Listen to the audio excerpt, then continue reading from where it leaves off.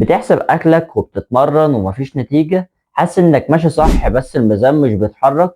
المشكلة مش فيك، المشكلة حواليك، الناس والمكان والروتين والعادات.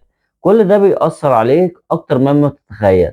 تعال أقولك إزاي البيئة ممكن تكون هي اللي بتمنع جسمك إنه يخس. تعال أقولك إن البيئة اللي أنت عايش فيها أقوى من الإرادة بكتير. يعني لما تكون قاعد في بيتك كله أكل جاهز، أو كل ما تفتح باب التلاجة تلاقي شوكولاتة أو بيبس، هتقاوم مرة أو اتنين وممكن تلاتة، بس في الآخر ممكن تستسلم. ولما صاحبك يضحك عليك عشان بتقوله لأ على حاجة عشان أنت خايف إن أنت تبوظ الدايت بتاعك، ده هيكسر ثقتك بنفسك. الضغط ده مش بس نفسي، ده بيأثر على هرموناتك وعلى نومك وعلى مزاجك. يعني حتى لو الأكل مظبوط، جسمك مش هيتجاوب. ومفيش أسوأ من إنك تحس إنك بتحاول بجد وفي الآخر ترجع لنقطة الصفر بسبب الناس أو المكان أو اللي حواليك. خسارة الدهون مش بس قرار، ده أسلوب حياة. وبيئتك اللي أنت عايش فيها يا إما هتوصلك وهتلاقي ناس بتساعدك، يا إما هتلاقي ناس بتقولك لأ وأنت فاشل.